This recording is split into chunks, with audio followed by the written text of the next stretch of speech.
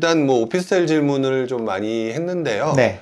잠깐 좀 경매로 다시 또 한번 돌아가도록 할게요. 요즘 들어서 많은 미디어에서 지금 하락장이라고 얘기하잖아요. 네네네. 하락장이라고 하면 일단 좀 회피하려고 하잖아요. 그렇죠. 그러면 지금 사실상 하락장에 주춤하는 상황에서 네. 경매 시장에 하는 게 얼마만큼 도움이 된다고 생각하세요? 제가 안 그래도 이 촬영장의 오전 스케줄이 법원이었거든요. 오늘 인천지법에서 이제 참여해가지고 제가 네. 수강생들 모시고 이제 가는 게 있었는데 네네. 진짜 싸게 받아가더라고요. 그러니까 실거래가 분명히 5억 8천에 찍혀 있고 분위기는 안 좋죠. 근데 지난달에 5억 8천에 찍혔으면 안 좋은 분위기에서 거래가 이루어진 거잖아요. 네네. 그거를 4억 1천에 받아가더라고요. 아무 권리상 문제도 없는 거를. 그러니까 권리상 아무런 하자가 없는데 네. 그냥 요즘 분위기가 그러니까 그냥 이제 1억 7천을 싸게 받아간 거고, 물론 장벽은 있습니다. 아시겠지만 경매는 이제 전세 레버리지를 못 쓰기 때문에 대출을 받아야 그렇죠. 되고, 대출 받을 수 있는 건 무주택밖에 없으니까 그 진입 장벽을 어떻게든 무주택자가 입찰했거나 아니면 다주택자가 현금으로 샀거나 이런 거겠죠. 아니면 뭐 P2P 대출이나 이런 걸 활용할 수도 있으니까. 근데 어쨌든 뭐 결론적으로는 뭐 5억 8천짜리를 4억 1천에 받아가는 이 분위기가 됐다는 게, 저는 계속 얘기를 하는 게, 경매는 이런 때 해야 됩니다. 작년 말 이렇게 한창 올라갈 때 경매장에 가보시면 진짜 뭐 그냥 아파트 유찰되는 걸 보기가 힘들어요. 다 신권 뭐 120%, 130% 이렇게 쓰시니까. 근데 요즘은 분위기가 이러니까 누가 경매장까지 번거롭게 휴가 내고 와가지고 그냥 공인중개사 가도 다 내고가 되는데. 근데 중요한 건 경매장에 오면 내고되는 거 몇 배 이상으로 싸게 살 기회가 이렇게 있는데. 그러니까 저는 지금 막 하셔야 된다라고 많이 말씀을 좀. 그럼 경매장의 분위기 자체는 사실상 가서 보면 이렇게 좋은 편은 아니겠네요. 그렇죠. 입찰자가 막 많고 그러지는 않아요. 그러니까 좋은 편은 아닌데 오히려 그게 지금 더 기회다. 그렇죠. 사람이 없을수록 경쟁자가 적다는 거고, 그래야 싸게 살 수 있는 거니까 당연히 이제 투자자 입장에선 그때가 기회죠. 부룡님도 오랜 시간 동안 이제 투자를 해오셨으니까 뭐 다 보셨겠지만 사실 진짜 부자가 되는 사람들은 저는 이런 분위기에서 자산을 던지는 사람이 아니라 사는 사람이라고 생각을 하거든요. 맞아요. 그 말씀은 전적으로 제가 공감하는 말이죠. 그러면 경매 지금 현장에서 주로 어떤 물건들에 집중적으로 입찰을 하고 있다거나 뭐 이런 것들이 좀 궁금해요.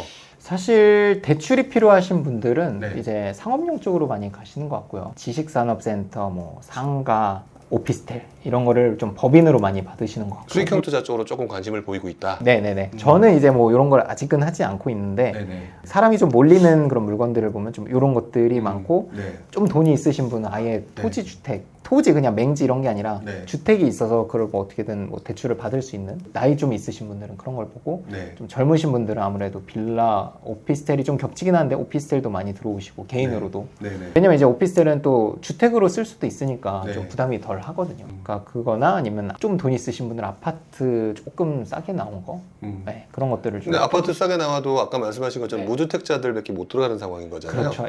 오히려 무주택자들은 오히려 그게 기회다. 엄청 기회죠. 왜냐면 투자자들보다 훨씬 더 유리한 고지에 설 수 있죠. 레버리지를 할 수 있으니까. 그러면 예를 들어서 뭐 지금 뭐 청약하는 것도 필요하겠지만 뭐 요즘 청약도 좀 분위기가 떨어지고 있잖아요. 뭐 청약도 기회가 될 수 있지만 오히려 경매도 무주택자들한테는 기회가 될 수 있다. 입찰은 이제 똑같은 입장에서 하지만 대출을 받거나 이런 조건이 훨씬 더 유리하니까 출발선이 아예 좀 다른 느낌이에요. 왜냐면 저 같은, 그리고 취득세도 있고, 저는 취득세 12%를 내야 되니까 이게 장벽이 엄청 크게 느껴지거든요. 아무리 뭐 투자자들이 돈을 번다 이렇게 해도 현금을 많이 써야 되니까.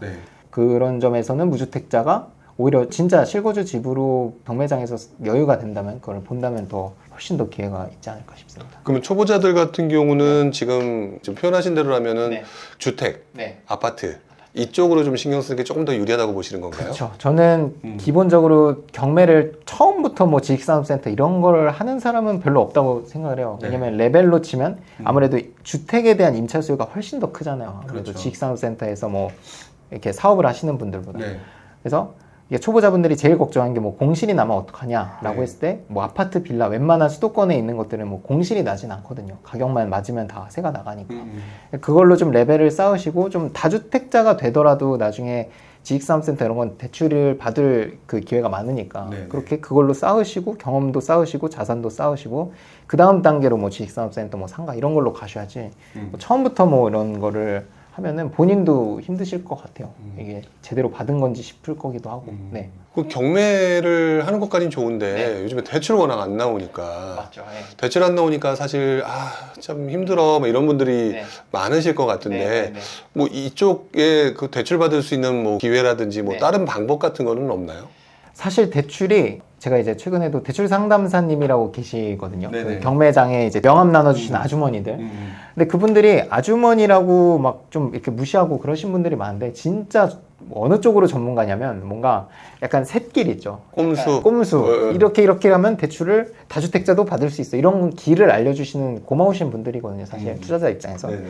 그래서 그런 분들한테 한번 한 5분한테라도 문의를 해서 상담을 받아보시면 방법이 거의 있긴 하더라고요. 정말 이제 저 같은 다주택자들은 금리가 높은 네. P2P 이런 거를 활용하면 또 여기 대출이 나오기도 하고 그런 거를 근데 우리가 시중에 뭐 일반 동네에 있는 은행에 가서 상담을 받을 수가 없거든요. 대출 상담사님은 여러 은행을 끼고 한꺼번에 해주시기 때문에 그런 네네. 편리성 그리고 대출이 안 나온다 그냥 미디어에서 얘기하는 안 나오는 거는 여러분들이 정말 흔하게 생각하는 그냥 1금융권 담보대출 이런 네. 거는 받기가 힘들죠. 근데 네. 투자를 하는 데 있어서 꼭 1금융권을 받아야지만 되는 건 또 아니니까 네네. 2금융, 3금융에도 좋은 조건의 대출들이 있거든요. 그런 걸 활용하시면 충분히 뭐 1주택까지는 받을 여력이 있을 겁니다. 그리고 아까 또 잠깐 말씀드렸지만 자산이 이미 있으신 뭐 1주택 중에서 1주택이신 분 중에서 만약에 10억짜리 아파트가 있는데 여기에 네. 전세입자가 뭐 4억에 살고 있어요. 그럼 6억이라는 그 담보 비율이 남아 있잖아요. 네네. 그걸 활용해서도 추가 대출을 일으킬 수도 있습니다. 그러니까 오랜 경력이 있는 분들 네. 그런 분들하고 이제 자주 이야기를 좀 나눠보실 필요는 있겠네요. 예. 그리고 제일 좋은 거는 요즘 다주택자들이